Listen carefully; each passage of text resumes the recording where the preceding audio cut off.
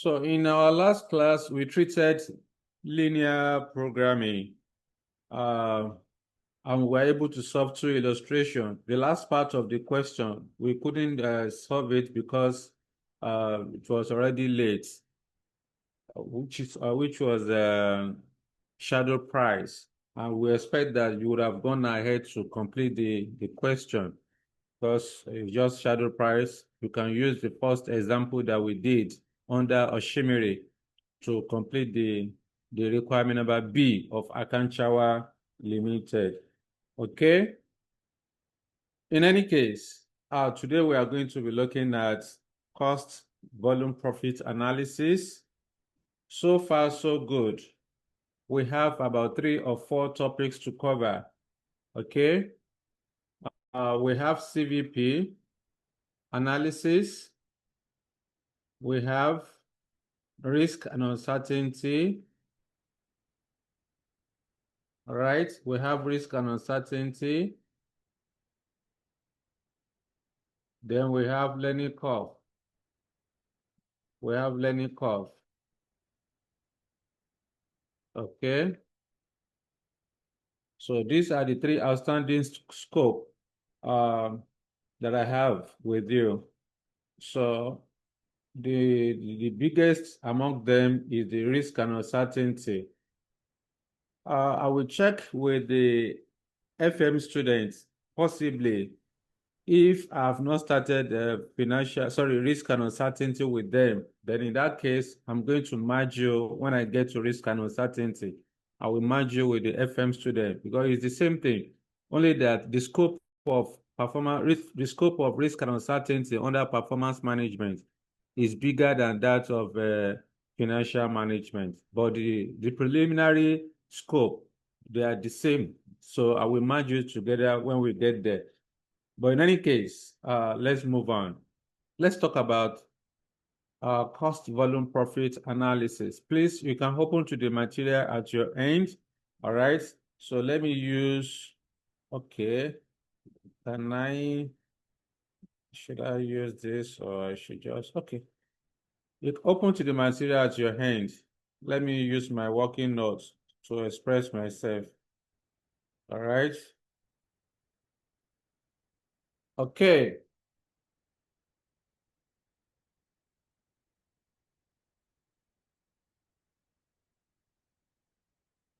So today under this topic, we are going to be looking at, we are going to discuss the introduction to CVP. 2, we talk about contribution margin.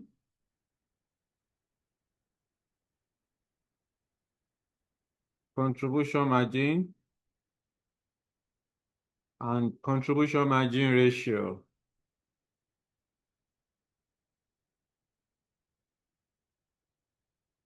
Okay. Then we are going to talk about the objectives.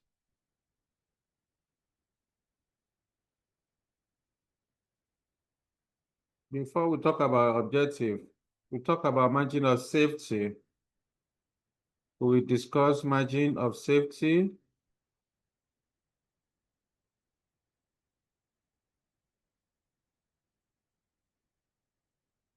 Okay.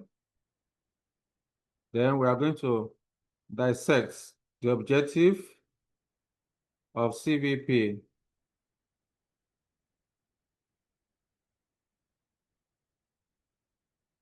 Then 5, we will talk about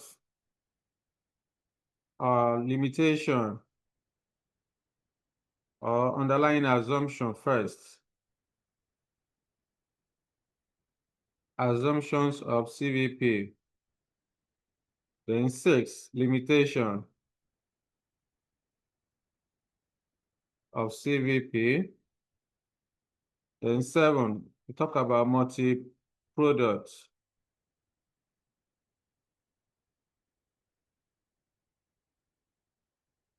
Multi-products break even.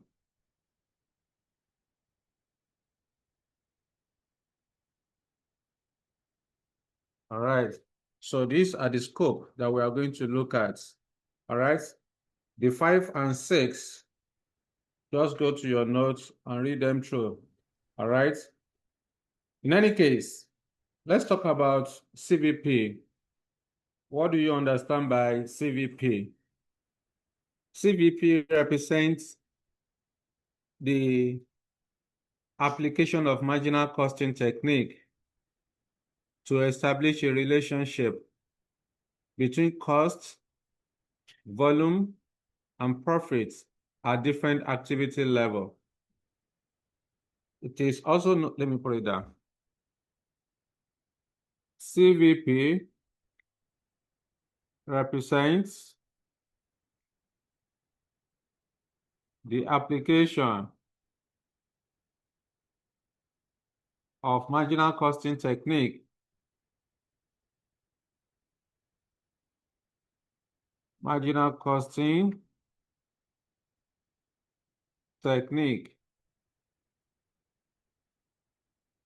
to analyze or establish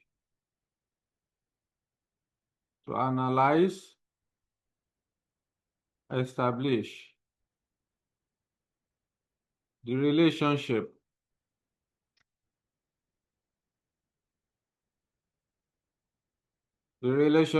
that exists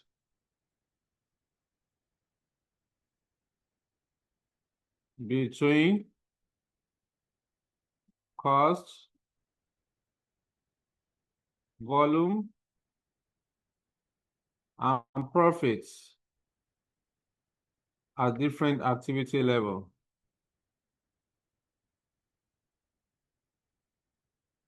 Okay, at different activity level. So that is what CVP is talking about. It is also known as break-even analysis. CVP is also known as break-even analysis.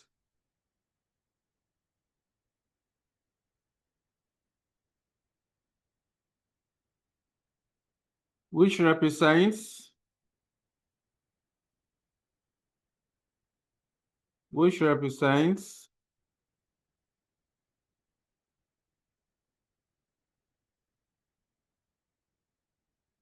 the process of equating total revenue with total costs.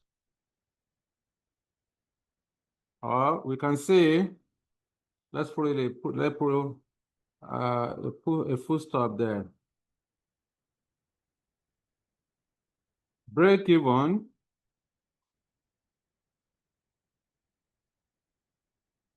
represents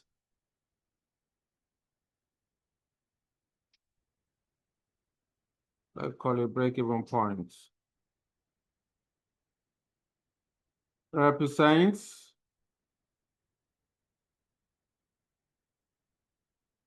or is the point that equates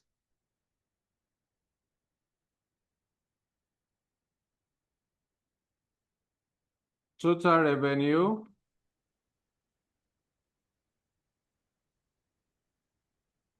with the total cost. Okay? Or the point of no gain, no loss. All right. So that is what break-even is talking about. Such that at any point above break-even point, a company will make a profit. And on the flip side, any point below the break-even point, a company will incur a loss. All right.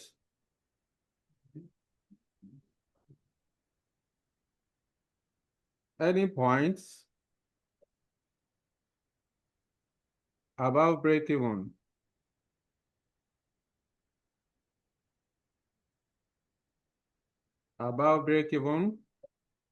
will result in a profit to an organization.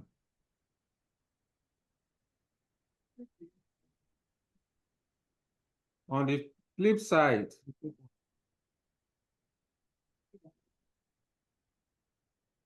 at any point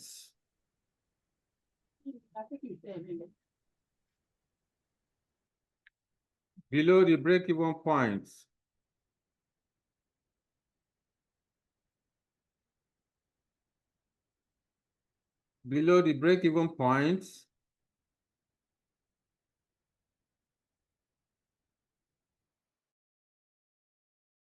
it will result to a loss to an organization.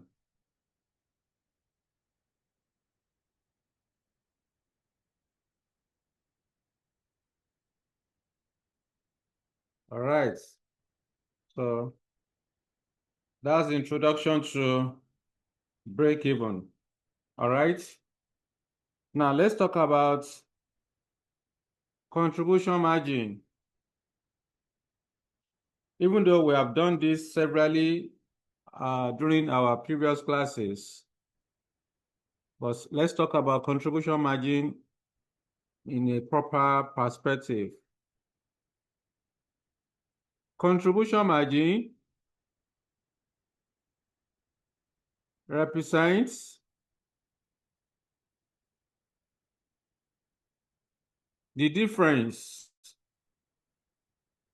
between selling price and variable cost, or the summation of fixed cost and profits. Okay, so that is what contribution margin is. Okay, I said this represents the difference between selling price or sales value,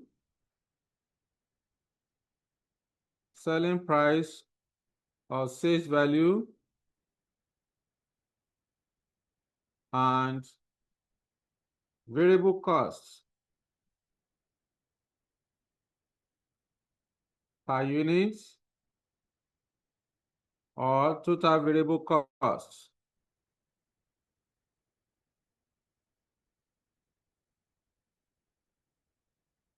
Okay. It is also the summation of fixed costs and profits. So that is what contribution margin is. Okay. You will recall that during our previous classes, when we calculated contribution margin, for example, we said contribution margin is computed as selling price minus variable cost per unit. We also said contribution margin is equal to fixed cost plus profit. These are the ways we calculated contribution margin during our previous in some of our previous classes. Okay. Therefore, what do you then understand by contribution margin ratio? Let's talk about contribution margin ratio. Contribution margin ratio, CMR. The contribution margin ratio is also known as profit volume ratio. It is the ratio of contribution to sales, or ratio of contribution per unit to selling price. All right. This is also known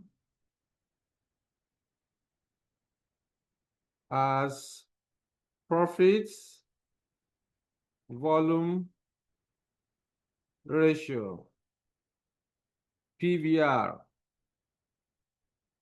It represents the ratio of contribution to sales or contribution per unit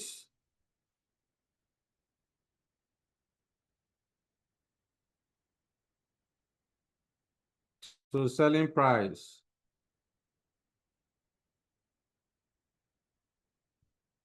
So CMR can be calculated using any of the following formulas.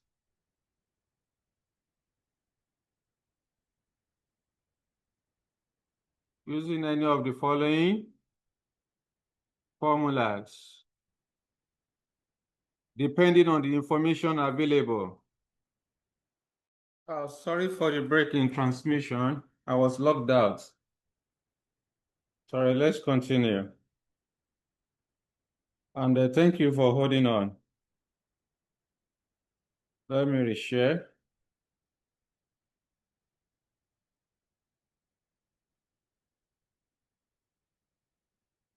Okay. So we are discussing contribution margin ratio.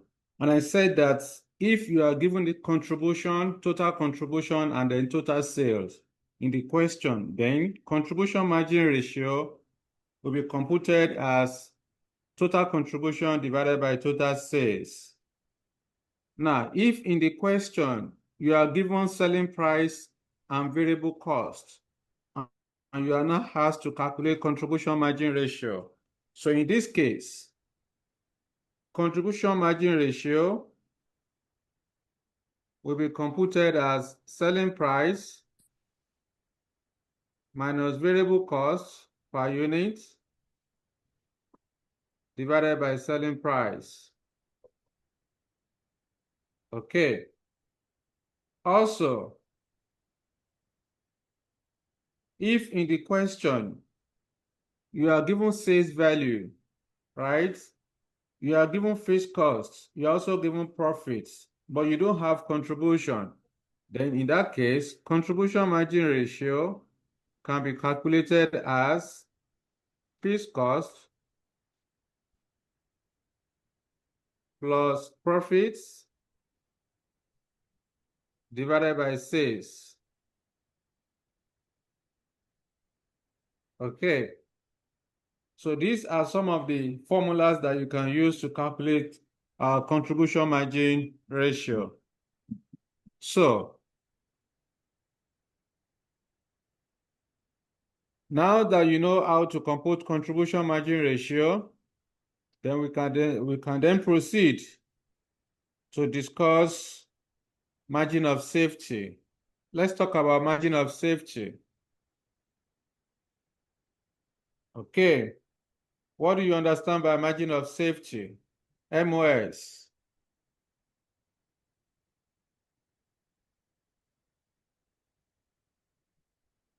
Okay.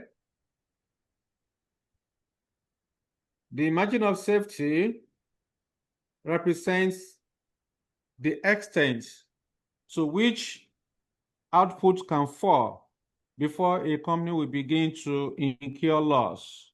That is what margin of safety is all about. It measures the extent to which an output can fall before a company begins to incur loss. Margin of safety can be likened to sensitivity margin. Okay? All right.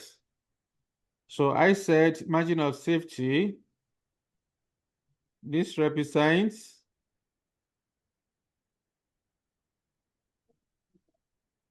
the extent, or this measure the extent or degree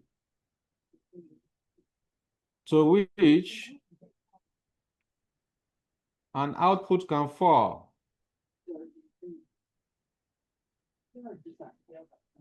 or decline before a company will begin to incur loss.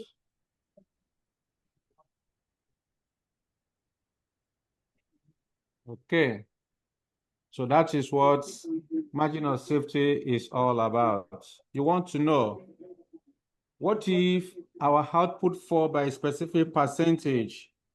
Can the project still be, can we still be able to break even? Joseph, you are this. Hello, guys. Yes, sir. Yes, sir. Yeah.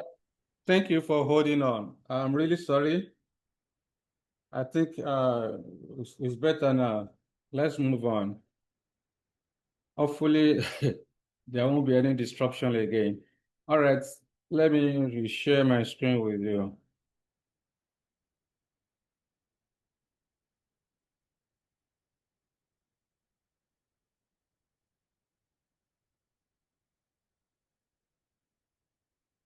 Okay.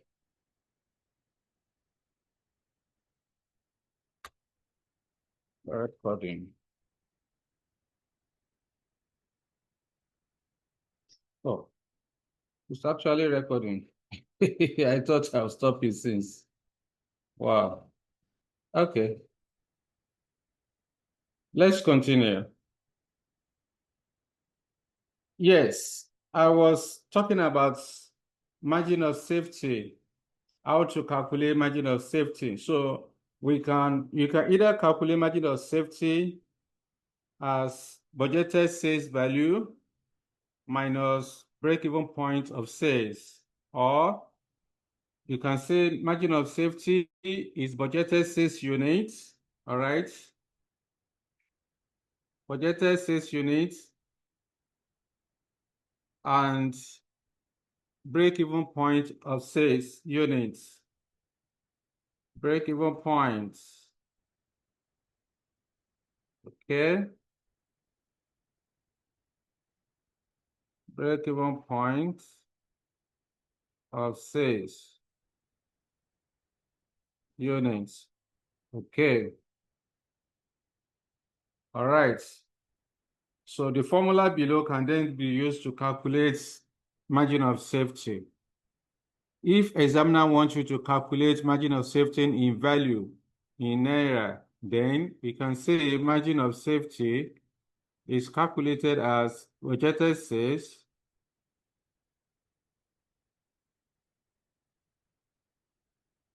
minus break-even point of sales. Or if you have to calculate margin of safety in units, then MOS will be budgeted sales units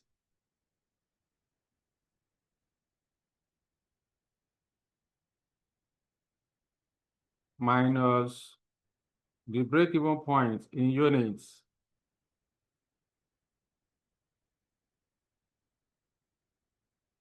Okay. Or you may be asked to compute margin of safety in percentage. Okay. So in this case, it will be budgeted sales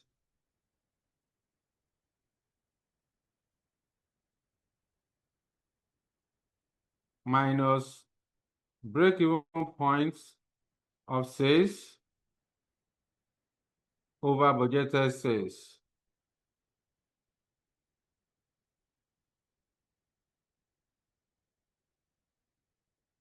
Whatever you have to express it in percentage. So these are formulas that you can use to calculate margin of safety. We have talked about introduction to CVP. We talk about margin, contribution margin, and now margin of safety. Let's talk about objectives of CVP analysis. Okay? Objectives of CVP. There are 4 different objectives that CVP wants to achieve. Now, one thing you need to understand is that CVP is very practical, all right? Highly practical. There is hardly an organization that do not make use of CVP. What do I mean by that? Say, for example, as an organization, if you want to embark on a project and you don't have the finance required to execute the project, you may need to approach a lender or your banker. All right, you may need to approach a lender or a bank or your bank for loan or investor for loan. One of the documents that your bank will ask you or the investor may want to see is your business plan or feasibility study report. This business plan will detail how you are going to run your business successfully, A to Z of your business. There is a section within the documents that talk about break-even. Of course, we talk about, let's say, for example, 3 years financial summary, because as a prospective investor or as a lender, I would like to see how you are going to run the business profitably, how you are going to generate your revenue, and how you are going to be able to, from your revenue, how you'll be able to pay the interest for the loan that you want to borrow. So I would like to see it. I want to be sure that you have the capacity to repay the loan that you want to borrow. So a section of your business plan will detail about your break-even analysis. As a company, you need to consider the worst-case scenario. Even though your intention is to run the business profitably, at times, market condition can limit the ability of a company to take advantage of market, for you to be able to achieve your goal in the market. So as a result, the worst case scenario will be that, okay, if you can't make profits, then you should be able to break even. So within that document, within the business plan document, you need to insert your break-even analysis, okay? The number of units that you are going to produce for you to be able to break even. How many sales are you going to generate in the market for you to be able to break even? All right. You know, we said that break-even point is where there is no gain, no loss, where total revenue will equate total cost. All the revenues you have generated will just be sufficient to cover your cost. That is break even. So that's what I said, that is very practical. It's not, you can calculate break-even point for any organization, irrespective, whether it's a manufacturing company or a service company. Any company can make use of break-even. All right. So one of the objectives, the first objective of break-even is to determine the sales value required to break even. Okay? To determine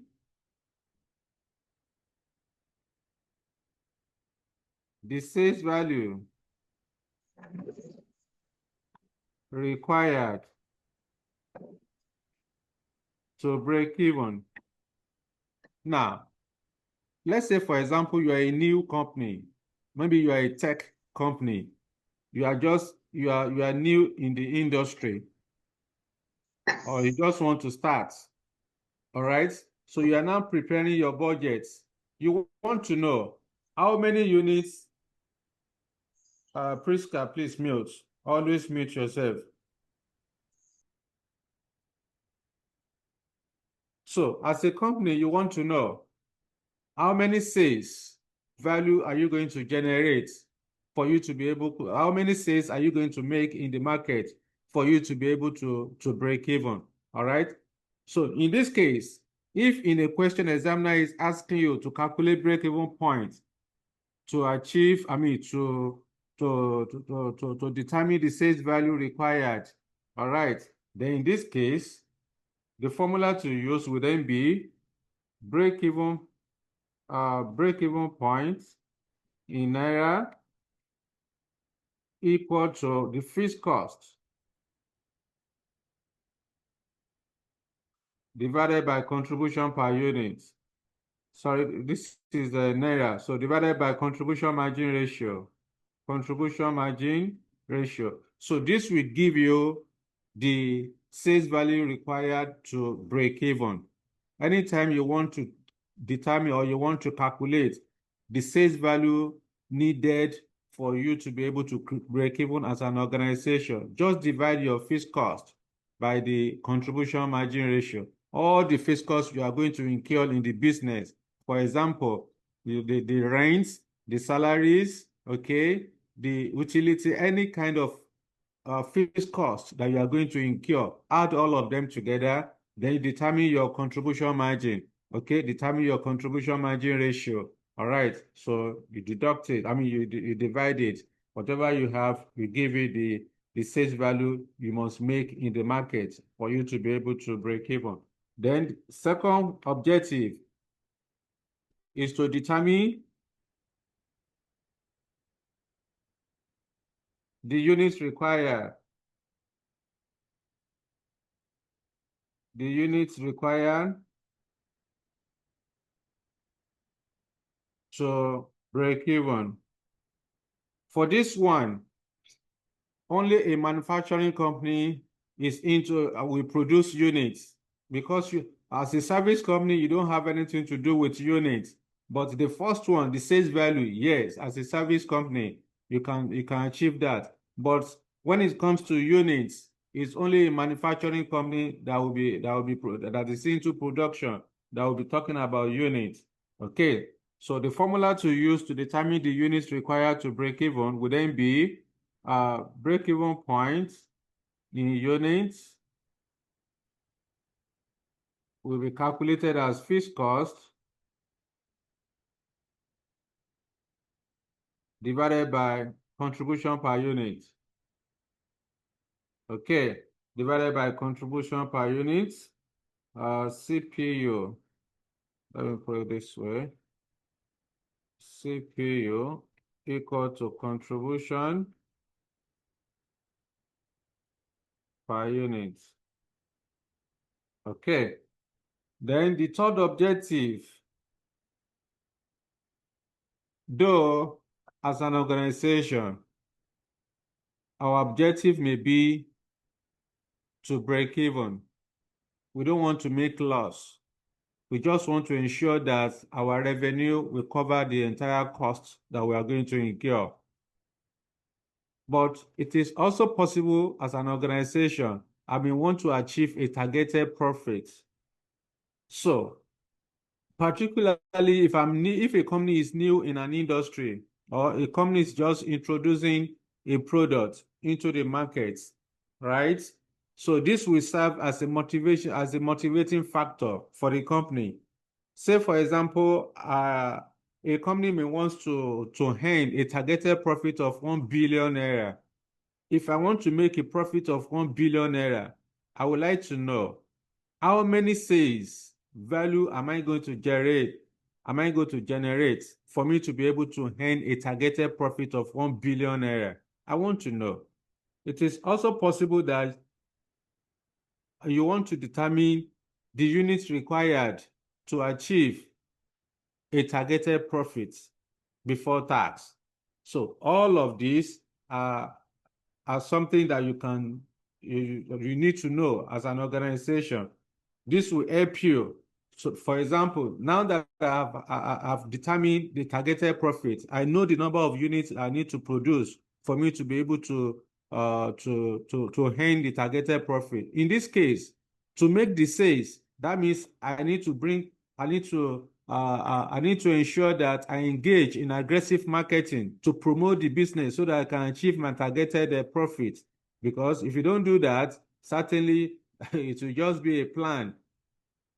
The actual may be far below what you plan to achieve. For you to be able to achieve your targeted profits, then you need to engage in aggressive marketing to promote the business. All right. So I said to determine, okay,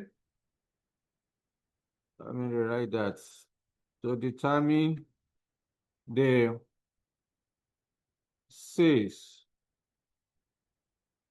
value required to achieve or to earn a targeted profit.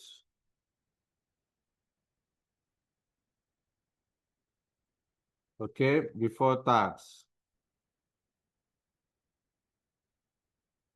To do this, which formula are you going to use?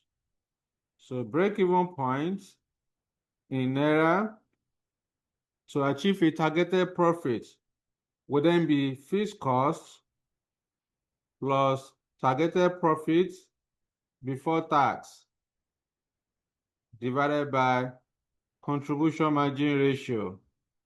Okay, so this is the formula for calculating break-even points to achieve a targeted profit before tax. Okay, the last one, number 4, break-even points. The fourth objective is to determine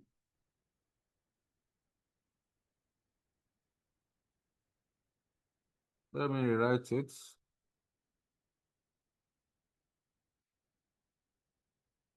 To determine the units required to achieve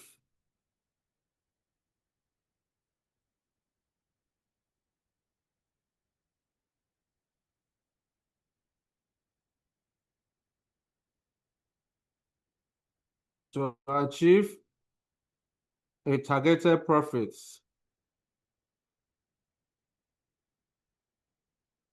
or predetermined profits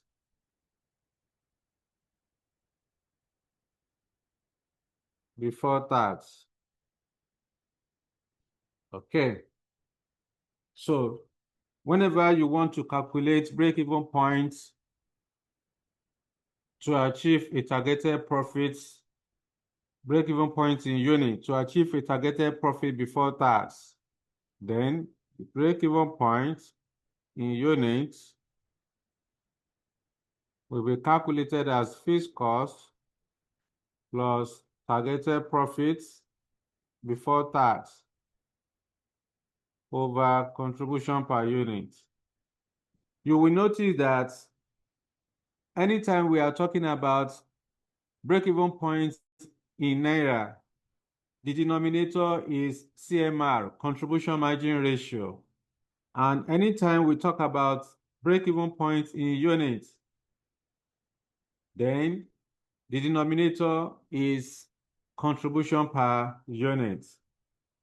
Now, one thing you need to understand is that, note, the targeted profit to use must be profit before tax. That means if profit after tax is given to you, it must be converted to profit before tax before calculating the break-even point. Now, let me put it down for you. Note, the targeted profit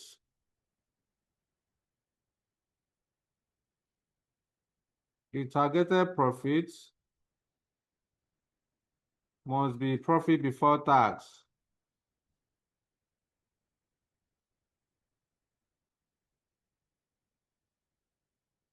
Okay, so if profit after tax is given, it should be converted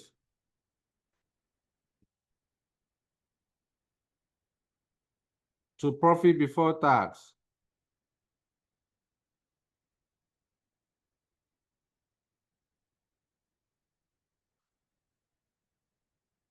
when calculating break-even.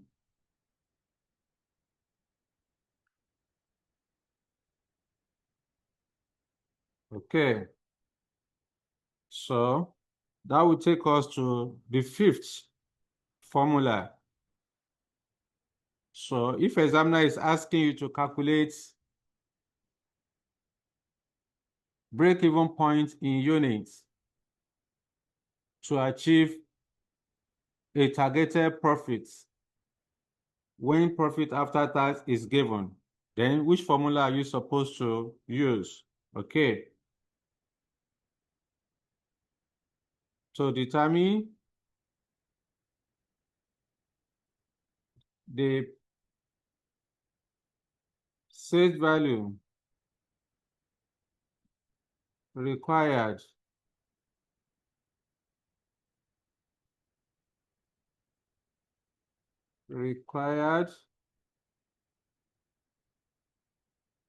to achieve a predetermined profit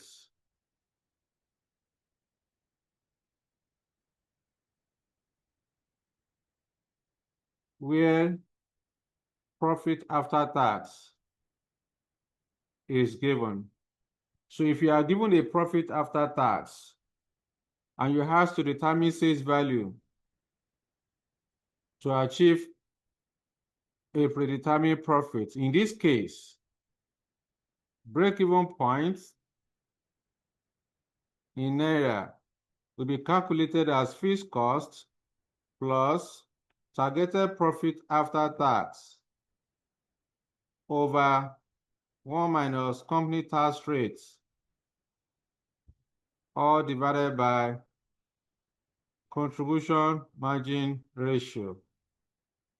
So when you divide the profit after tax, when you divide profit after tax with 1 minus tax, that means you are grossing it up.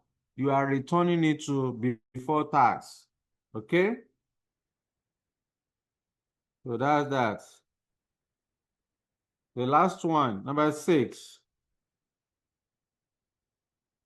To determine or to calculate the unit required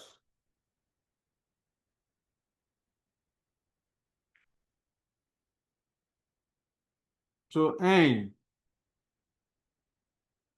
a targeted profit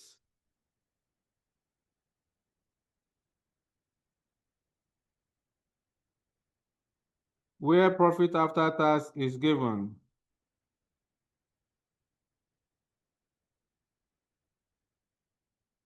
So if you have to calculate break-even point in unit to earn a targeted profit, and in the question you are given profit after tax instead of profit before tax. So in this case, break-even point in units will then be computed as the fixed cost plus targeted profit after tax over 1 minus the company tax rate, everything divided by contribution per unit. So these are all the relevant formulas that you can use to compute break-even, to compute break-even points. Okay? So that's that. Now, before we begin calculation, let's talk about all these formula you are seeing here. They relate to single product break-even. Anytime you want to calculate single product break-even, these are the formulas that you can use. It is also possible a company may engage a more than one product. A company may produce more than one product. So in that case, the way you calculate break-even point for a single product organization is different from the way a multi-product organization will estimate its own break-even. All right, so let's talk about multi-product break-even. After that, then we have illustration. Multi-products.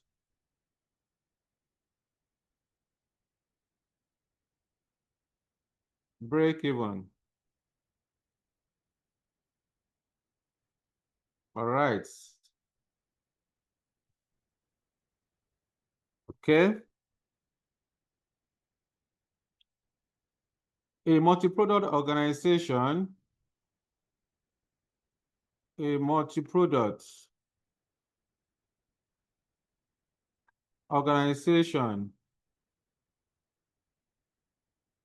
the one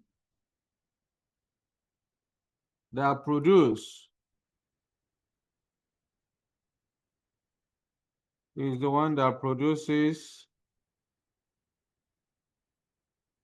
a product range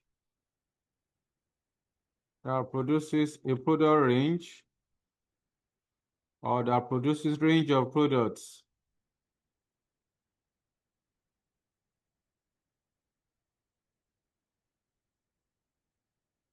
Okay. Therefore, the calculation of break-even for a multi-product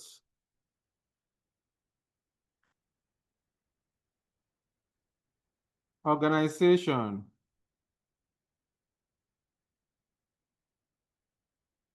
is different from that of a single product organization.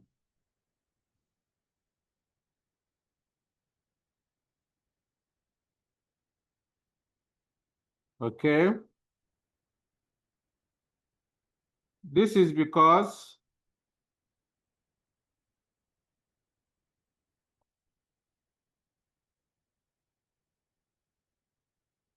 a multi-product organization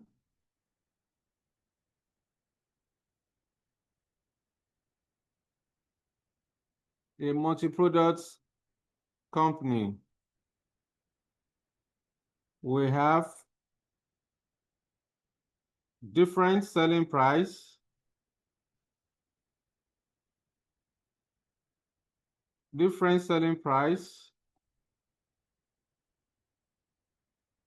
variable costs,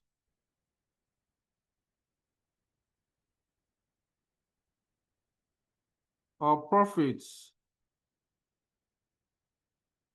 for each product.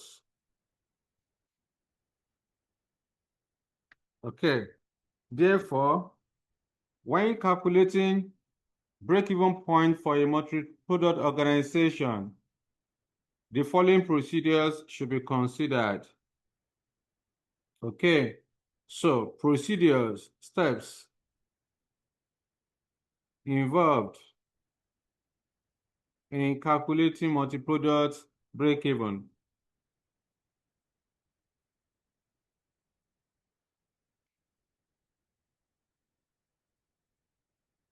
Okay, multi-product break-even. So there are about 5 procedures that you need to carry out. I can match the 5 to 4. Step 1 is to determine the overall contribution margin ratio. Okay? Calculate overall contribution margin ratio.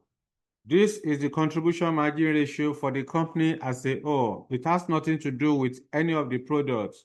All right? So you are going to calculate overall contribution margin ratio for the company. Of course, contribution margin ratio is still the same thing as fixed cost. Contribution divided by sales. So contribution for the company divided by sales of the company, not contribution of each product. Okay, it's for the company. Then step 2, it then calculates the overall break-even point in Naira. Determine the overall break-even point in Naira. Okay. Of course, this is the break-even point in Naira for the company as a whole. It does not relate to any of the products. That's what I said overall. Okay. So again, you know the formula to calculate break-even point in Naira. Just divide just divide the fixed cost, the total fixed cost of the company. You divide it with the overall contribution margin ratio in step 1. Okay? Then step 3, you calculate product to sales ratio.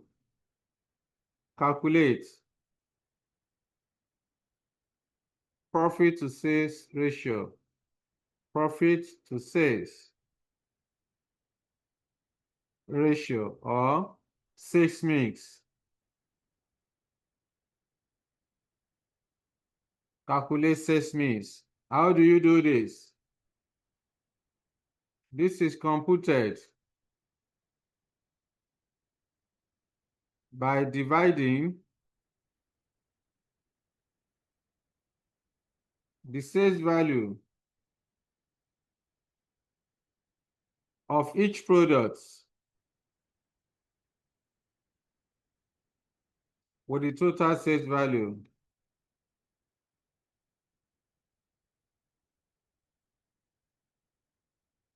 Okay, let's say for example, we have 3 products, products A, B, and C. Let's say the sales value of product A is 1,000, product B 1,200, product C 800. When you add up the sales together, we are going to have 3,000 naira. So for you to determine the sales mix of product A, for example, sales mix will then be equal to 1,000 divided by 3,000. This will give you 0.33. For B, it will be 1,200 divided by 3,000. Whatever you have, put it there. For product C, 800 divided by 3,000. So you put the answer there. So this is what I mean by calculating sales mix.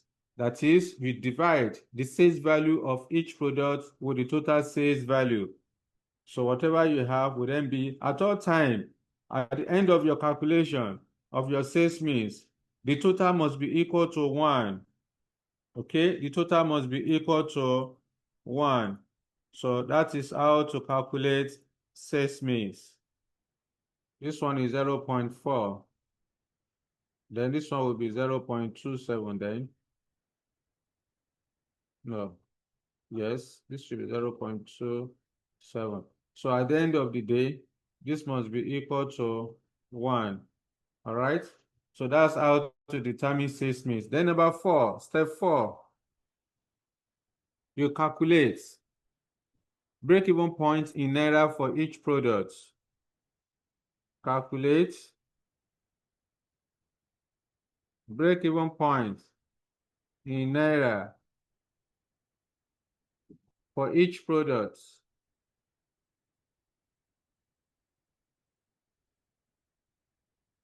Okay, how do you do this? You are supposed to multiply step 2 and step 3 together. Okay, this can be calculated. This can be calculated by multiplying the sales mix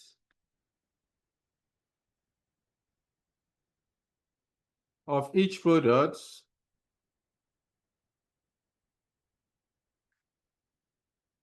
with the break-even points with the overall break-even points in Naira in step 2. Okay, so that's that. Then finally, step 5, you calculate,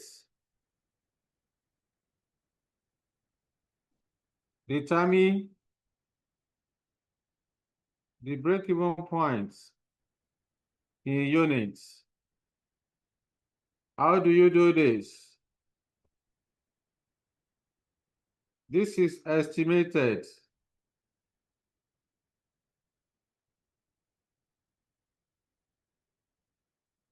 by dividing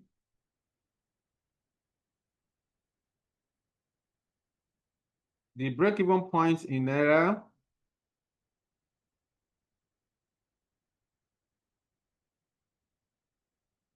for each product, by dividing the break-even point in error with the selling price of each product. Okay, so these are the 5 procedures that you need to carry out anytime you want to calculate multi-product break-even. Once you can see in a question that a company produces more than one product and you're asked to calculate break-even, then you should know that it's a multi-product break-even you are expected to calculate. So generally, let me give you the formats to do that 4 and 5, because the target is on 4 and 5. Break-even point in naira and then break-even point in units. So let me give you the formats. The first item will be products. After products, you are going to have sales mix. After sales mix, then you have break-even point in naira. Then we have selling price of each product. Then we have break-even point in units. Okay, let's say we have product A, B, and C. So anytime you want to calculate break-even points for multi-products, usually examiner will ask you to calculate break-even point in units.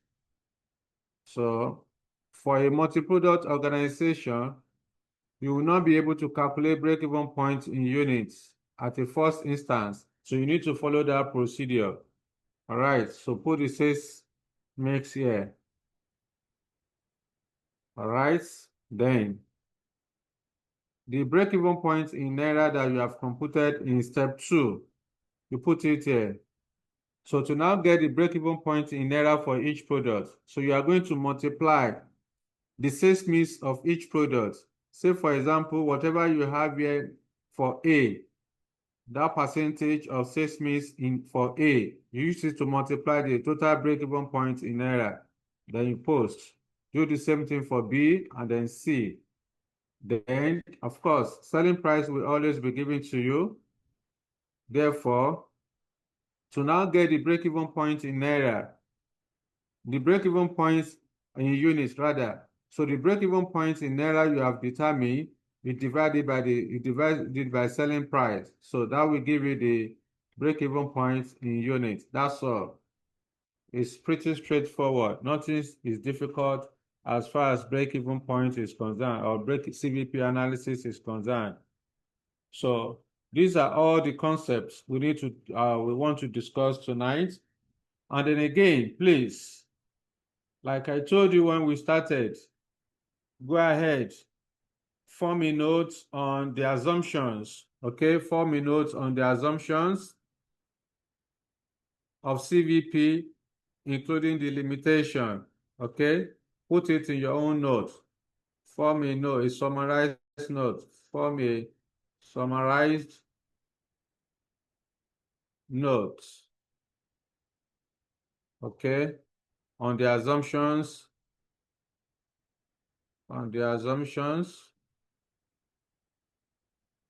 and limitation of CVP. All right. Please ensure you do this. Okay. All right. Let's have illustration. Let me know if you have any question for me before we start calculation. Let me stop sharing this. Okay. In the absence of no question, let's have illustration.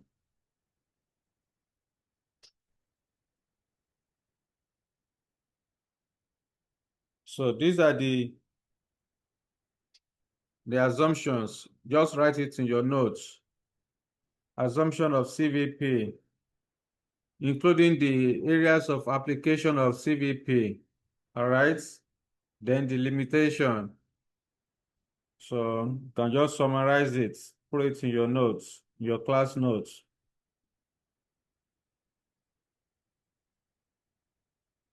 Okay. I think that's it.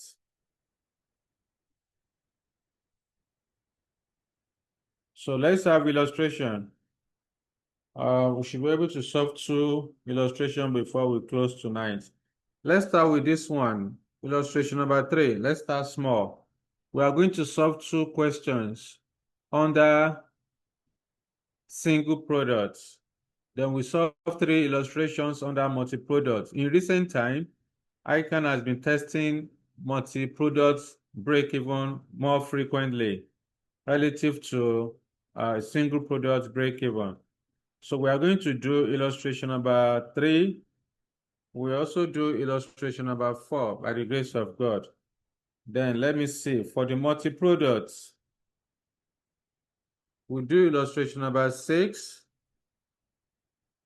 We do illustration number 7. Then, if time permits us, we can add one more. We can do illustration number 2. Okay. But for now, let's start with illustration number 3. Who is helping us to read? Yes? Angela, you want to try? Okay, Femi, go Okay, sir. ahead. Okay, Angela, go ahead. Illustration 3. Marina Industries sold 150,000 units of its product at 20 naira per unit. Variable costs are 15 naira per unit. Manufacturing costs of 12 naira and selling expenses of 3 naira. Fixed costs are incurred uniformly throughout the year and amount to 972,000 naira. That is, manufacturing costs of 600,000 naira and selling of 372,000 naira. You're required to calculate A, the break-even point in units and naira, B, the number of units that must be sold to earn an income of 75,000 naira before income tax, C, the number of units that must be sold to earn an after-tax profit of 100,000 naira if the income tax rate is 40%. D, the number of units required to break even if variable cost increase by 5% and fixed cost increase by 2.5%. Yeah, thank you, Angela. Yes, in the A part, you are to calculate break-even point in units and in naira. Okay, so let me switch. Within the next few minutes, we'll be done with this. All right.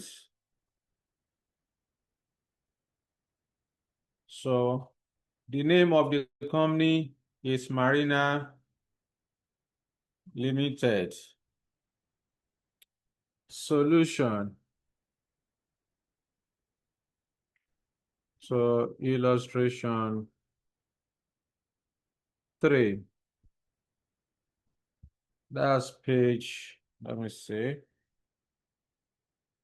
page 54.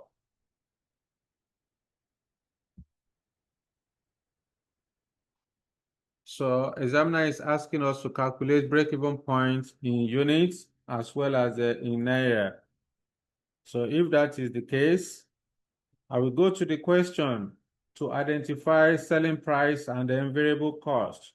We are given a selling price of 20 naira, variable cost of 15 naira. That means our contribution per unit will be 5 naira. So A, Roman figure 1, calculating break-even point in units. So to do this, I will then say break-even point in units equal to fixed cost divided by contribution per unit. According to the question, fixed cost is 972,000. Contribution per unit is not given, but we can determine it. So CPU, contribution per unit, is equal to selling price minus variable cost per unit. So selling price is 20 naira. Variable cost is 15 naira. Therefore, CPU is 5 naira per unit. So divided by 5. Then, from the calculator, 972,000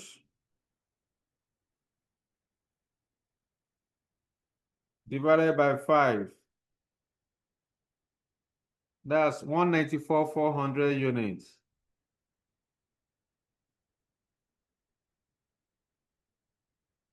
So that's the break-even point in units, which means that marina industry will produce and sell 194,400 units to be able to break even, to be able to cover its costs. The company must produce and sell 194,400 units. Then a high break-even point in naira, calculating break-even point in naira. Okay, we said break-even point in naira is computed as fixed cost divided by contribution margin ratio. Okay, so let me use this one to calculate contribution margin ratio. So contribution margin ratio is computed as contribution per unit divided by selling price. Contribution per unit is 5 naira, selling price is 20 naira. This will give us 0.25, I think. Yeah, let me use calculator. At times, to be sure, you have to use calculator. Yes, 0.25. 0.25, sir. All right. So I can then say fixed cost, which is 972,000 over contribution margin ratio of 0.25. Then this will give us 972,000 divided by 0.25. 972 divided by 0.25. 3,888,000 naira. So here is 3,888,000. So this represents the break-even point in naira, which means that the company must be able to sell. The company must be able to sell or generate sales of 3,888,000 in order to break even.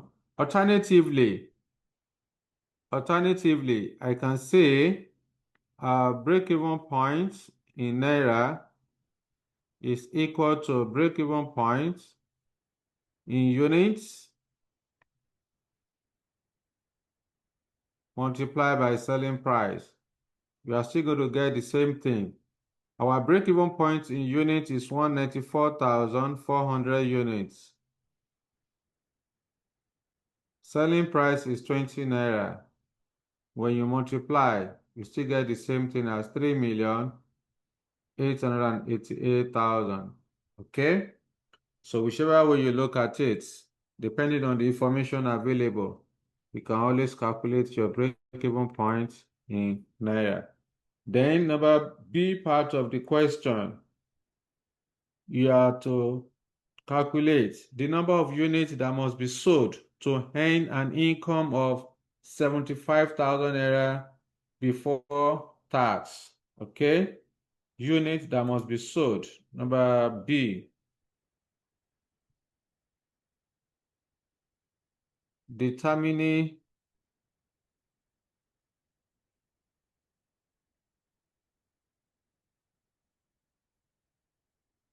units required to achieve, or determining units required to achieve a targeted profit. Okay, to achieve a targeted profit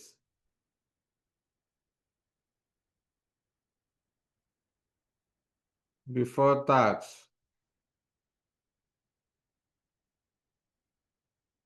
of 75,000 naira. Okay, so to do this, I would then say break-even points in units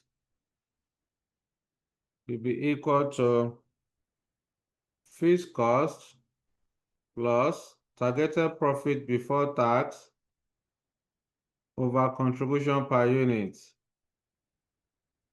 So fixed cost is 972,000. Targeted profit is 75,000. Contribution per unit is 5 naira. Therefore, what do we have here? 972,000. 400. Pardon? 209,400. 209,400 100 units. units. So that's that. This is the units that must be produced for the company to be able to earn a targeted profit of 75,000 naira. Then number C part of the question, you have to determine the number of units that must be sold to earn an after-tax profit of 100,000 naira if income tax rate is 40%. So the company wants to earn after-tax profit of 100,000. So number C, units required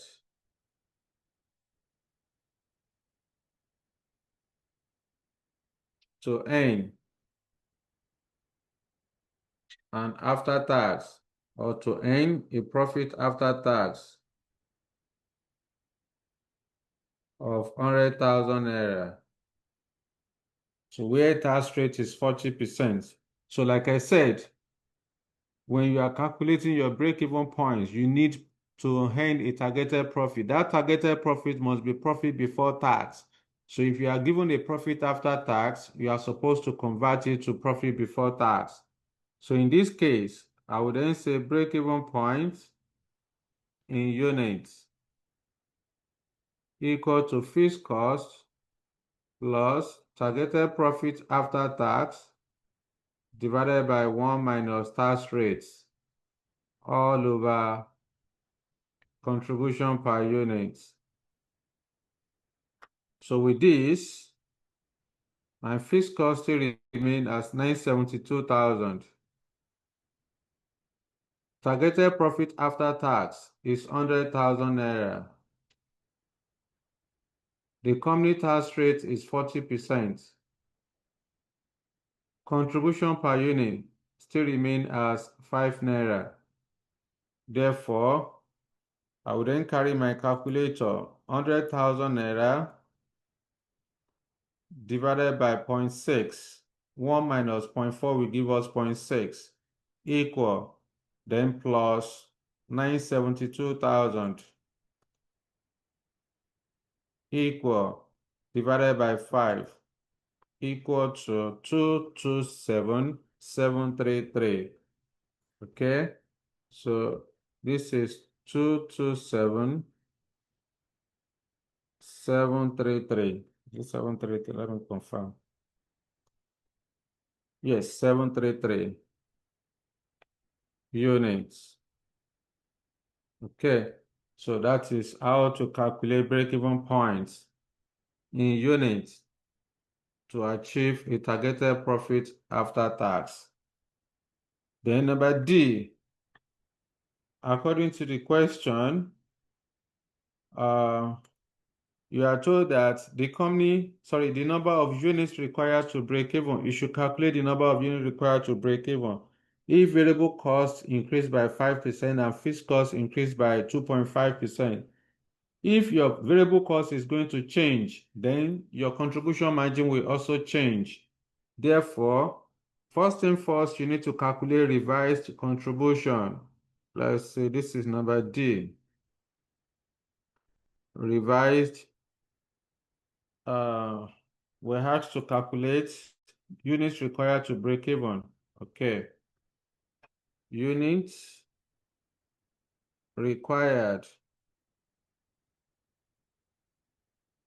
to break even if variable cost increases by 5% and fixed cost increase by 2.5%.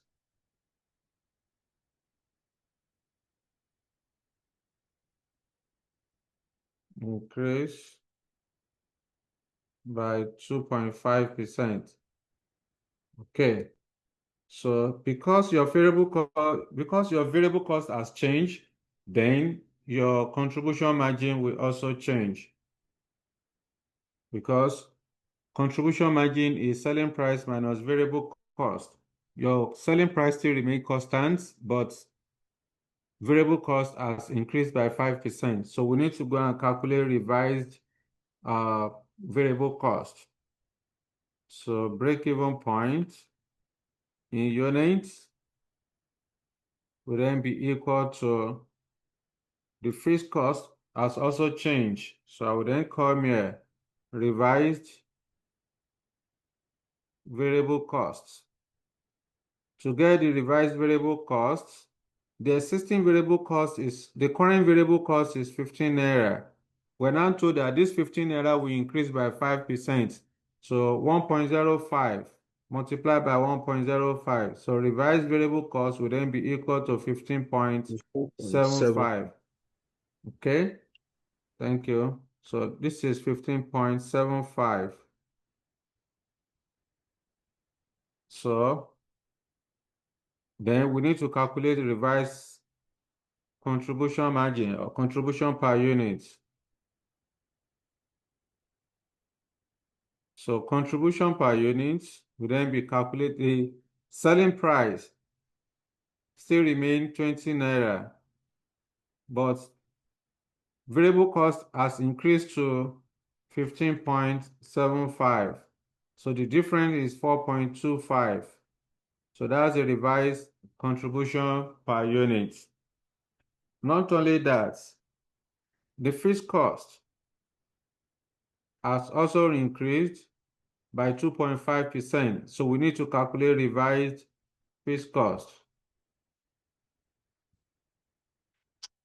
The current fixed cost is 972,000 naira. We are told that it has increased by 2.5%.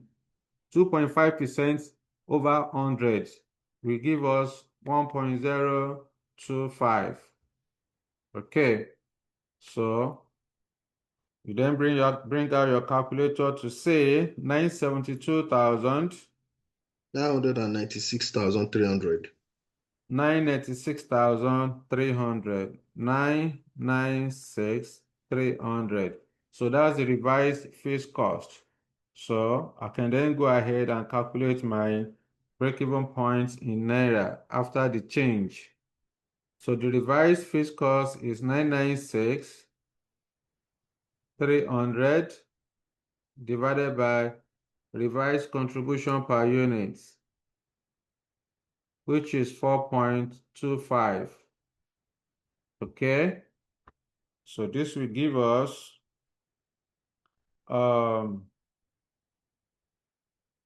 okay, 0.25. 996 300 over 4.25 equal, that's 234,424. 234,424 units. So that's the final answer. So if variable cost increases by 5% and fixed cost increase by 2.5%, the unit that the company must produce and sell to be able to break even is 234,424.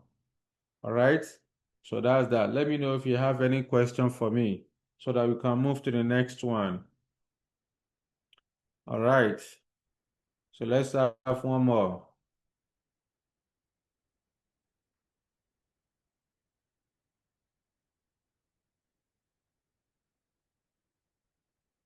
Okay.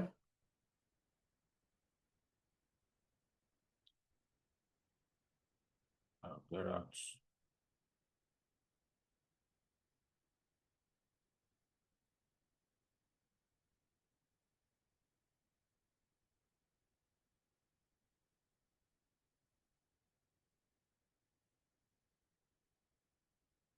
So let's have illustration number 4.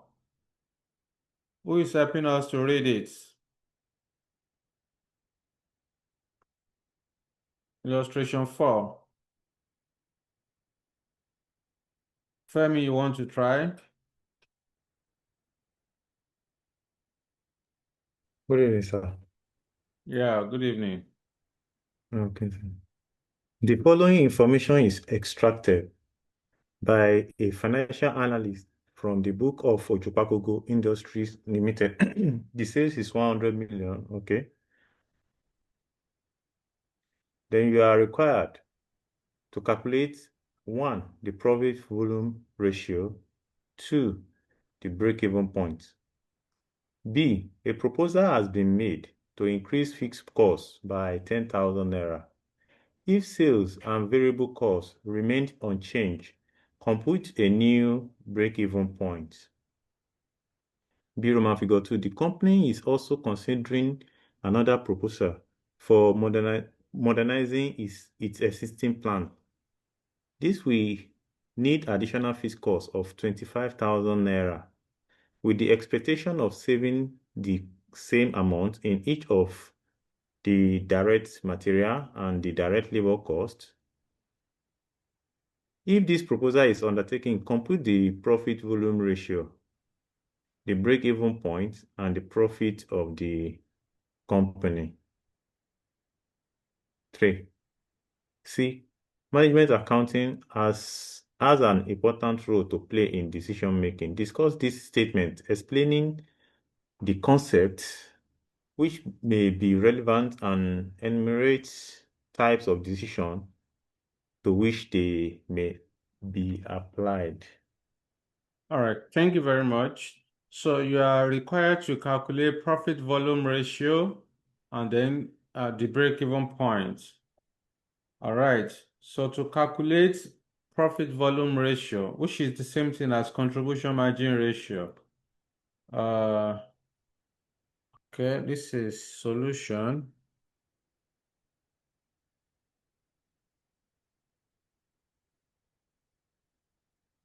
So illustration number 4. Still on page 40, is it 44 or 54? Let me see. Page 54.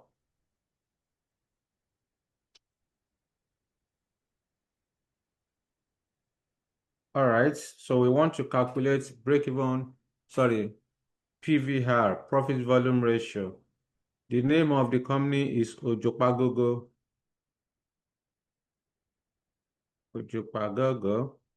Industry. Okay.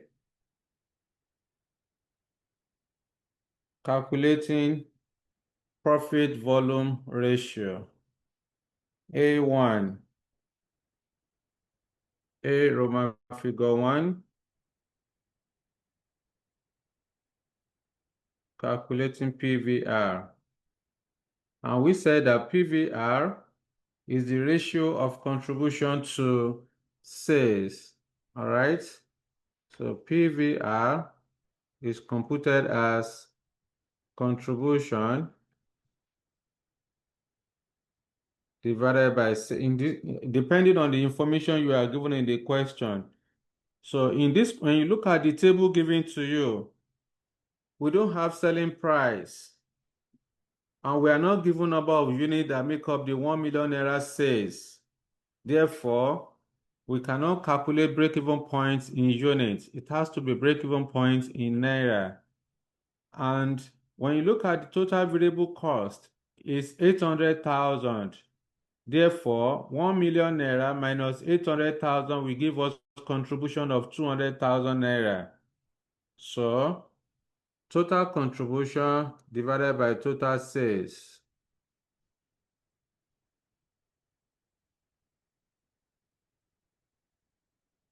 Total contribution over total sales.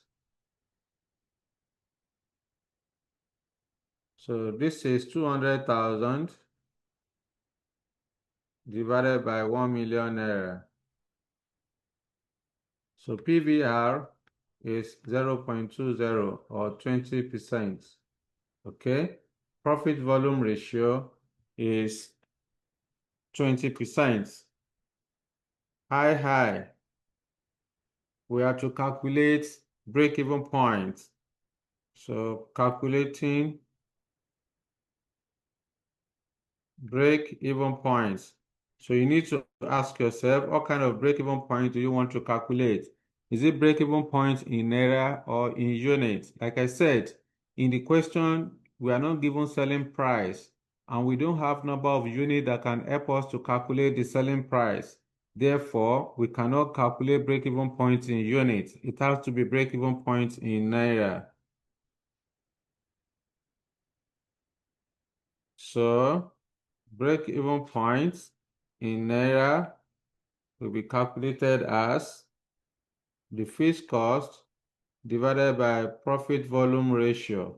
Because examiner has asked you to calculate profit volume ratio, don't convert it to contribution margin ratio. Just use what examiner has asked you to calculate before.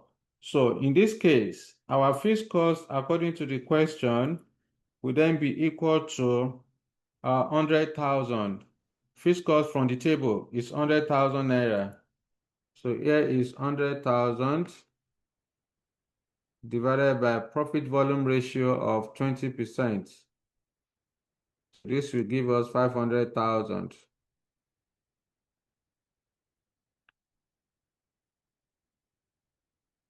Okay, so break-even point in naira is 500,000 naira. All right. Then next. Requirement number B. You are told that a proposal has been made to increase fixed cost by 10,000 naira.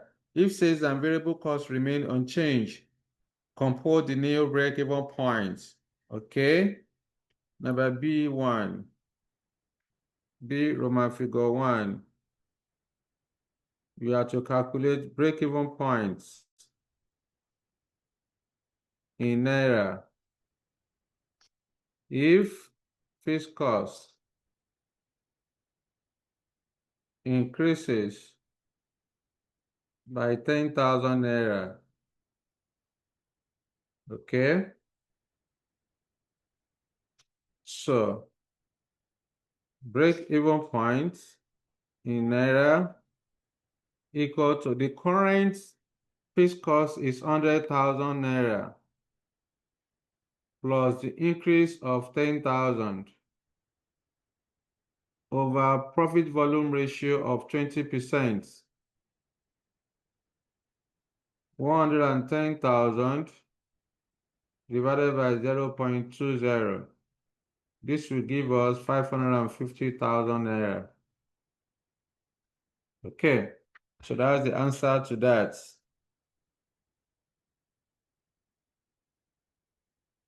So, number next. The company is also considering another proposal for modernizing its existing plants. This will need additional fixed cost of 25,000 naira, with the expectation of saving the same amount in each of the direct materials and the direct labor cost. If this proposal is undertaken, compose the profit volume ratio, the break-even point, and the profit of the company. Three things you are going to do in that requirement. All right. So first thing first, you must determine the revised income statement. So if fixed costs increase by 25,000 naira, so for me to be able to calculate the PVR, the revised PVR, I need to first of all calculate the revised income statement. So I revised income statement.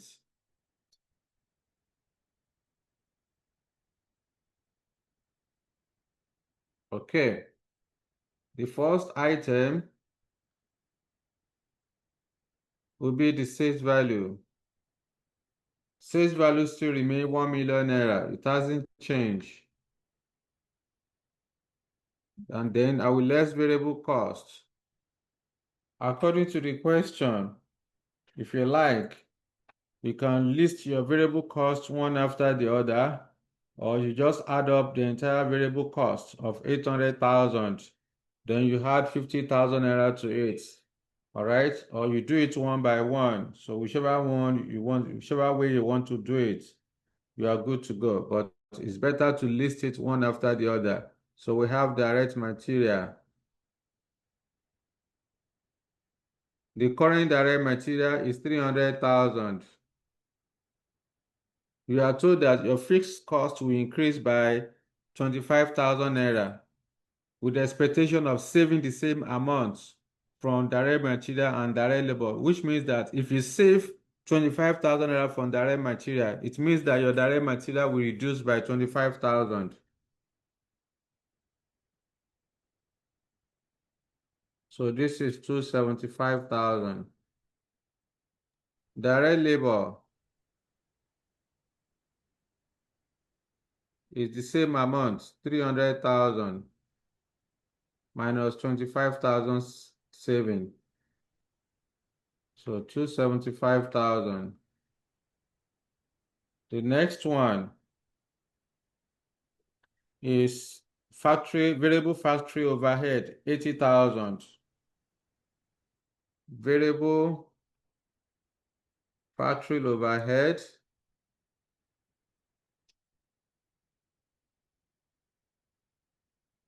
80,000. Then we have marketing expenses.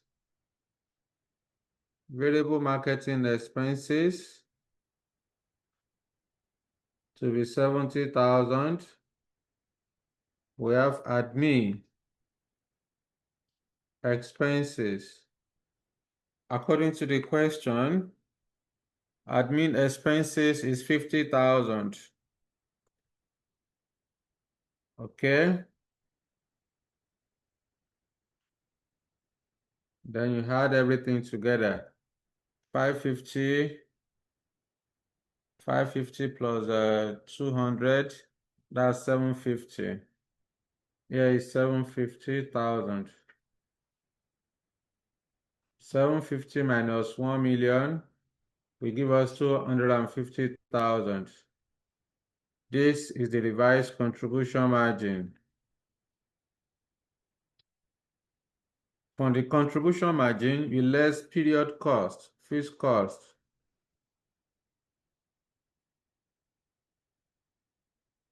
What are the fixed costs given to us?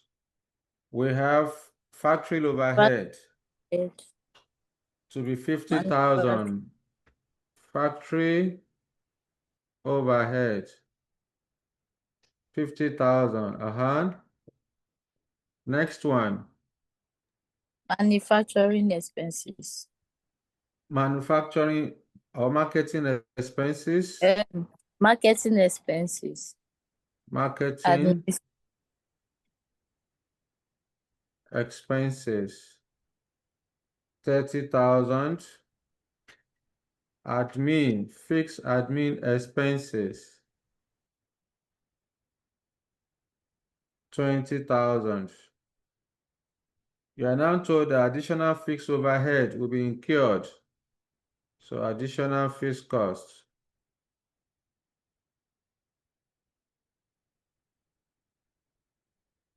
25,000 naira. Add everything together, that's 125,000. 125,000, 250 minus 125 will give us 125. So this represents the revised profits. That's the revised profits. So examiner is now asking you to calculate, all right, the new profit volume ratio, break-even points, and then profit of the company. We have determined the profit already, so we need to calculate PVR, revised profit volume ratio. Since our contribution margin has changed, then the revised PVR will then be equal to the new contribution margin is 250,000. All right, so here will be 250,000 divided by 6. 6 remains the same. This will give you 0.25 or 25%. Then finally, we calculate revised break-even point. We then calculate break-even points. Break-even points in Naira. So which should be equal to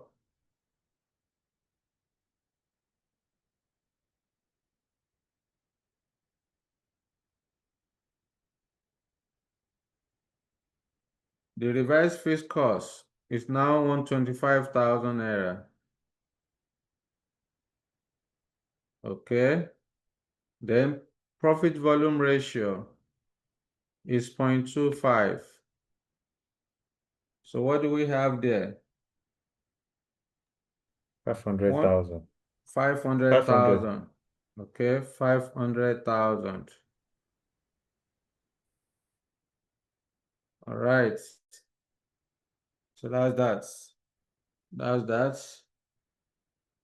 In the C part of the question, in the part C of the question, examiner is asking you, you are told that management accounting has an important role to play in decision making.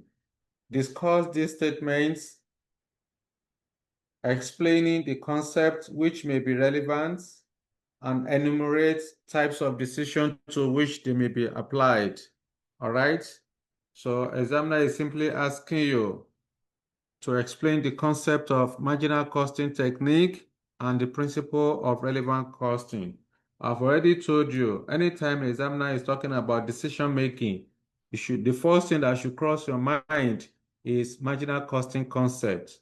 So you need to explain, what do you mean by marginal costing concept? How can you apply marginal costing concept in decision making? You list all of them. After you have defined the marginal costing concept, you then say marginal costing concept can be used in decision making in the following areas. 1, deleting of a segment. 2, make or buy decision. 3, acceptance or rejection of a special order. 4, cost volume profit analysis. 5, pricing decision. 6, shutdown of capacity.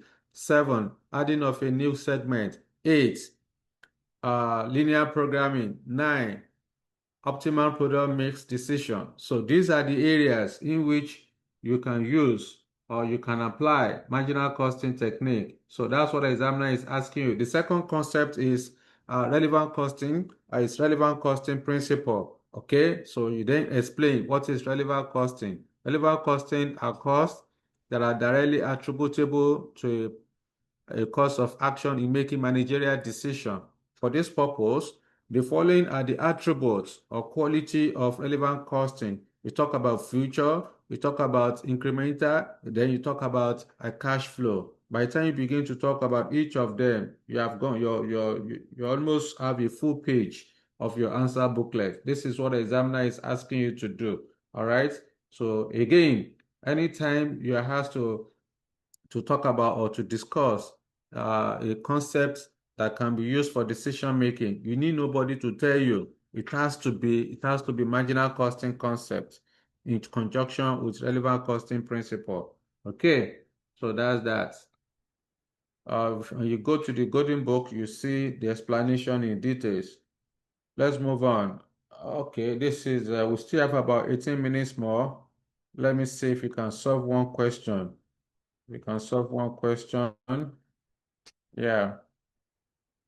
So that in our next class we have two more to go. So what that means is that in our next class, it's either we do I might introduce you to risk and uncertainty. So we are getting there.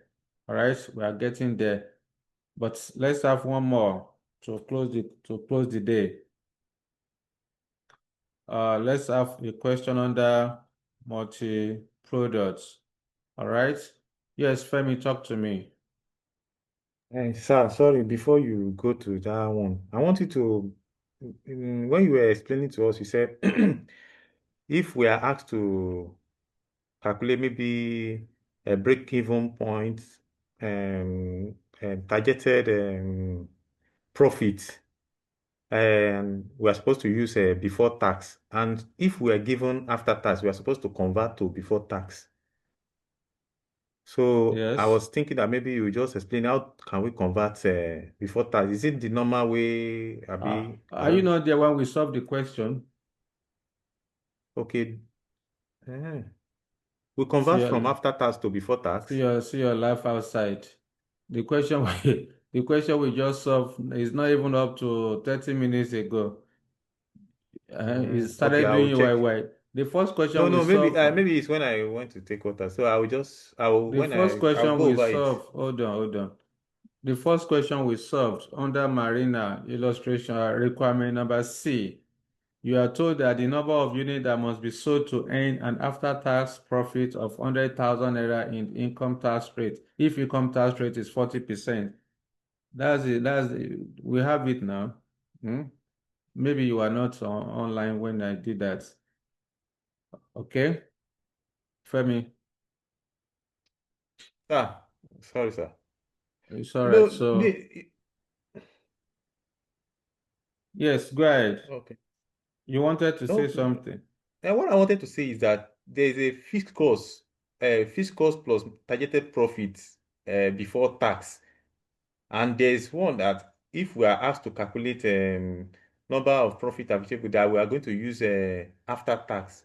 Now, if we are given the one, if we are supposed to calculate the one before tax and we are given after tax, I'm thinking that how do we convert to before tax then so that we can now calculate it? That's what I'm saying.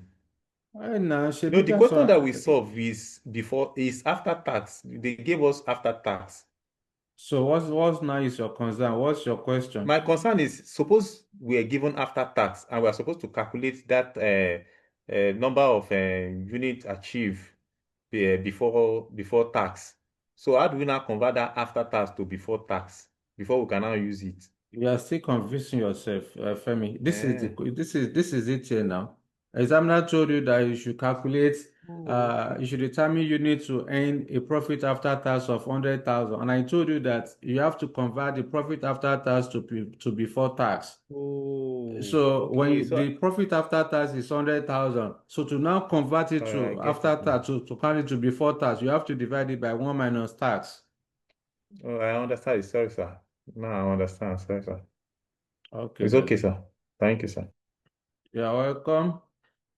So quickly, let's solve that question on illustration number 2. Yes, who is helping us to read illustration number 2, Baba Sue?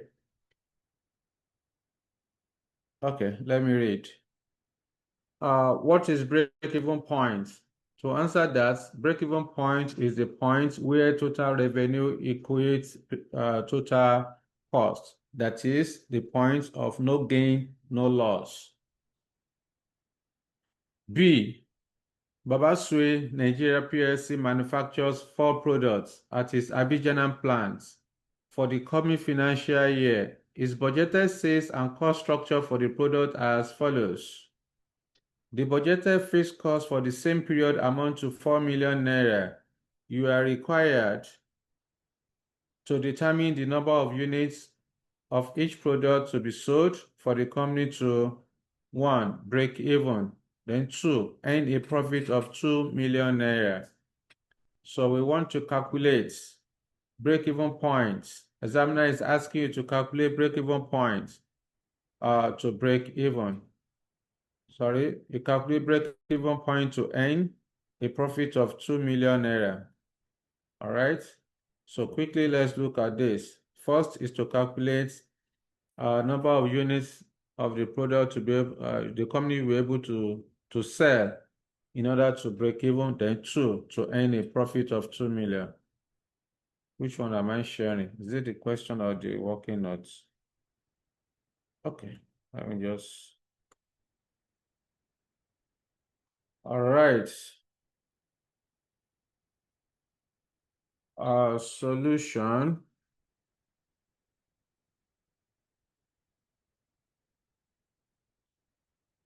Solution to illustration 2. I think that's still page 54. Let me check. No, page 53.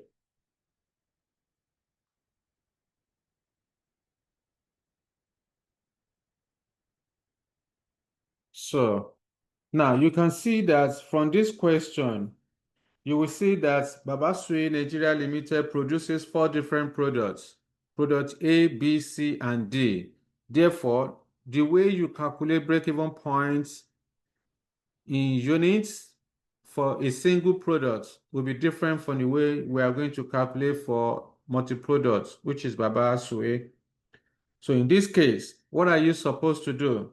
The first step says you should calculate overall contribution margin ratio, okay? Because of time. Calculating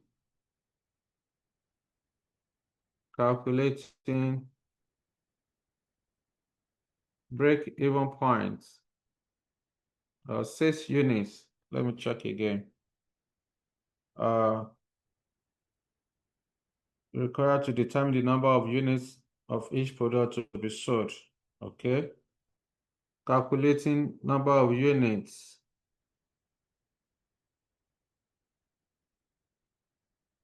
To break even.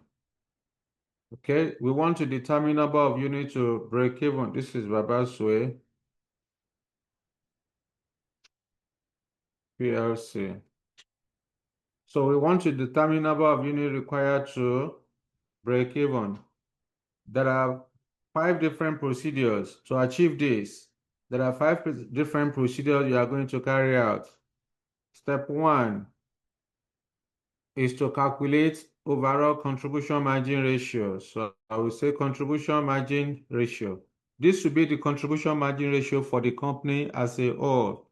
Therefore, to calculate the contribution margin, I will then go back to the question. What is the total contribution for Babasue? Total sales. According to the question, total sales of Babasue is 18 million naira. The percentage of variable costs on the sales is 50%. So if variable cost is 50% of 18 million naira, it means that contribution margin will also be 50% of sales. All right. So I will then come here. 18 million. Before that, this is contribution.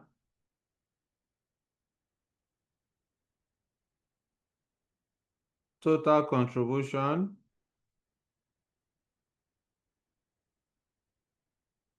divided by total sales.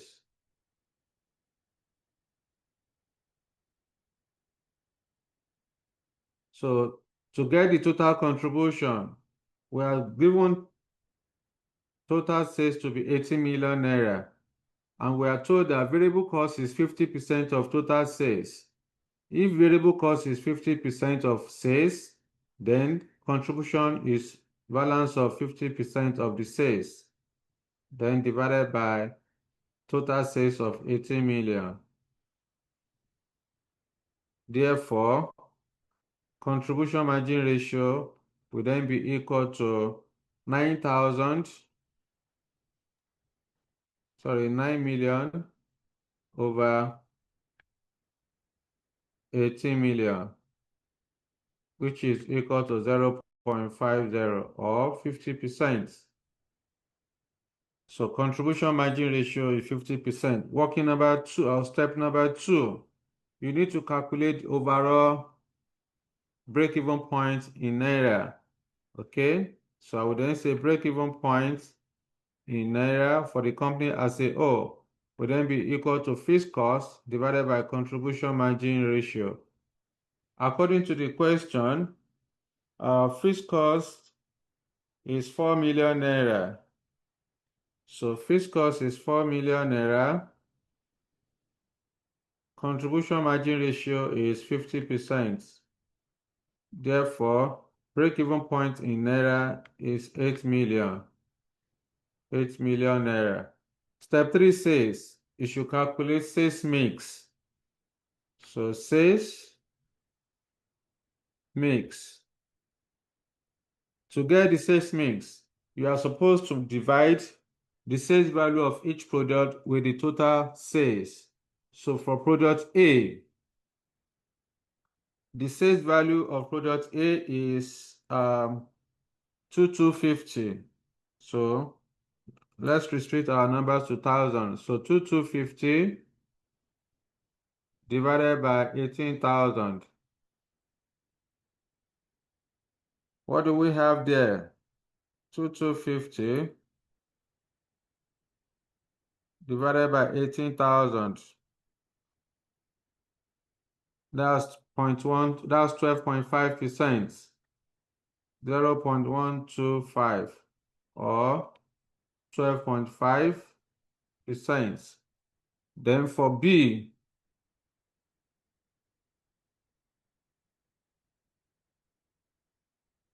the total sales of product B is 4050. Here is 4050 divided by 18,000. So 4050 divided by 18,000. 22.5. 22.5, 0.225, that is 22.5%. Then product C, the sales value of product C is 5,400 divided by 18,000. This will give us 0.3. 0.30. That is 30%. Then for product D, 6,300 divided by 18,000. What do we have? 0.35. 0.35. That's 35%. So now that we have determined the sales mix, we can then calculate break-even points in naira for each product. And then step 5, we calculate break-even point in units for each product. So we are going to merge step 4 and 5 together in a table.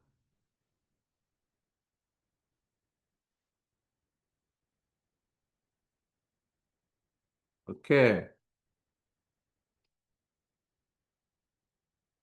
Which is break-even points in naira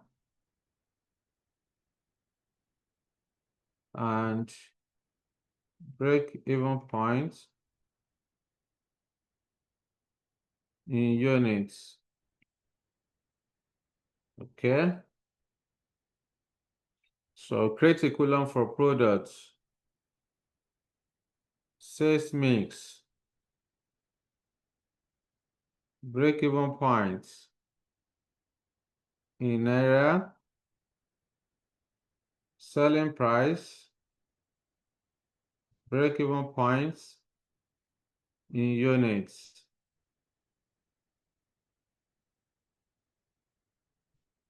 We have products A, B, C, and D. Sales mix here is 0.125, 0.225, 0.30, 0.35. When you add everything together, it must be equal to 1. Okay.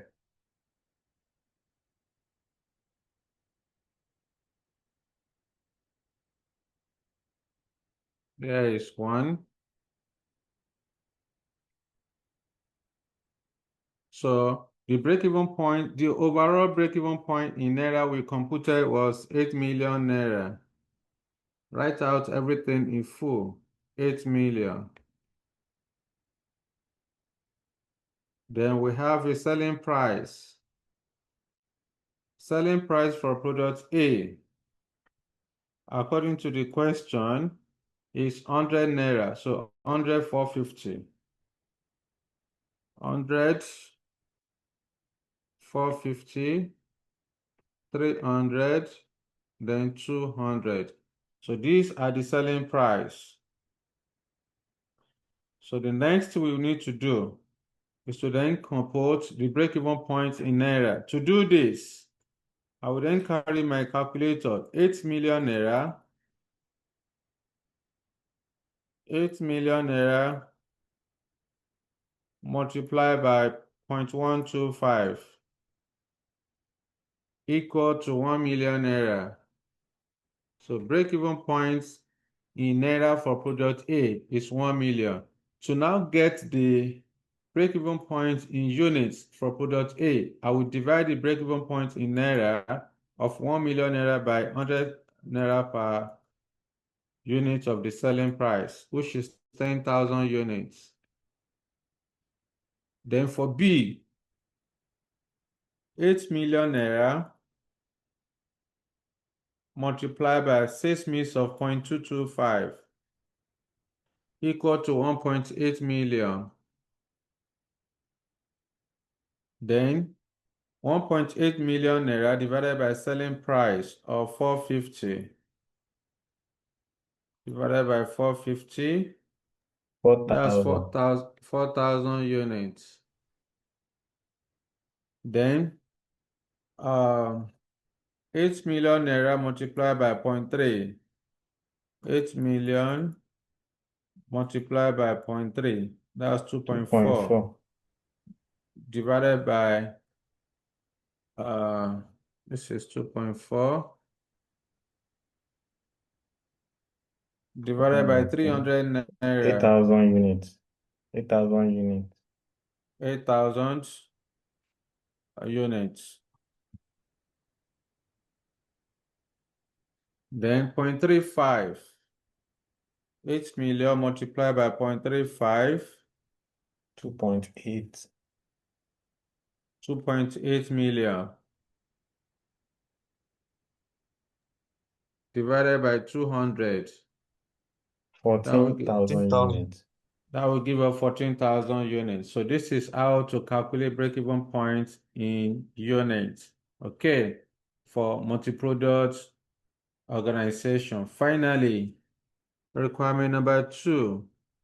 Examiner is asking you to calculate break-even points in units to achieve a profit of 2 million naira. Okay? So break-even or number of units. Number of units to earn a profit of 2 million naira. You can see examiner did not tell you whether it's a profit after tax, whether this 2 million naira is profit after tax or profit before tax. So if where examiner is silent, you are going to assume it is profit before tax. All right? We are going to assume it is profit before tax. So in this case, the procedure still remains the same, but in this case, examiner has given you profit of 2 million. Therefore, you need to calculate the overall. We already know the contribution margin ratio. All right, we already have the contribution margin ratio to be 50%. Therefore, I would then say I need to calculate break-even point, the overall break-even point in naira. So break-even point in naira to achieve a targeted profit of 2 million naira. So here will be fixed cost plus targeted profit before tax divided by contribution margin ratio. Remember, our first step, let me rewrite this.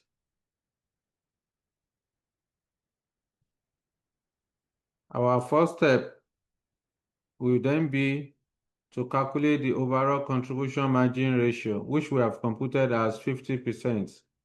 Okay? Then step 2 is to determine the overall break-even point in naira. So break-even point in naira to achieve a targeted profit will be fixed cost plus targeted profit before tax divided by contribution margin ratio. Okay, so in this case, our fixed cost remain the same thing as 4 million naira. Targeted profit is now 2 million divided by contribution margin ratio of 0.50. So this will give us 12 million naira. The overall break-even point in naira is 12 million naira. Then step 3 says we should calculate sales mix. We already know the sales mix, so we are going to skip it. The same percentage we have determined before, so we don't need to repeat it again. So just do step 3 and 4 now, which is to calculate break-even points in naira and units for each product. So that's the final step. So products, sales mix, break-even points in naira, selling price, then break-even points in units. You can see it's nothing difficult. Okay, so we have products A, B, C, and D. Sales mix still remains the same thing, 0.125, 0.225, 0.30, 0.35.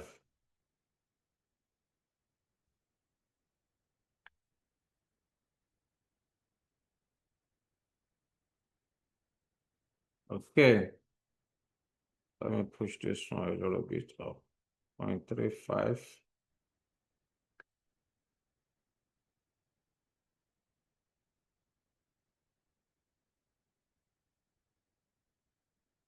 Okay.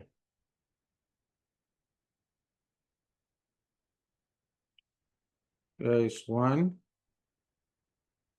We want to share 12 million naira among the 3 products. Therefore, 0.125 multiplied by 12 million. 1.5. 1.5 million divided by selling price of 100 naira. 15,000 units. 15,000 units. The next one, 0.225. That's 2.7. 2.7 divided by 450. That's 6,000 units. 6,000 units. Then for product C, 30% of 3.6, sir. 3.6 divided by 300. That's 12,000. 12,000. 12,000 units. And the last one, 0.35 multiplied by 12 million. 4.2. 4.2 divided by 200. 21,000 units. 21,000 units. That's it. That's the end of the question. It's as simple as that. Okay. So in our next class, we are going to solve two more illustration under this, under multi-products, and that will be the end of a CVP analysis. Don't forget my assignments. You need to form a note. You are going to summarize the assumptions, limitations, as well as the uses of a CVP analysis. They are all in your study material. Just write it down in your class notes. That's all. Okay. So let me know if you have any questions. Some of you have disappeared. No worries.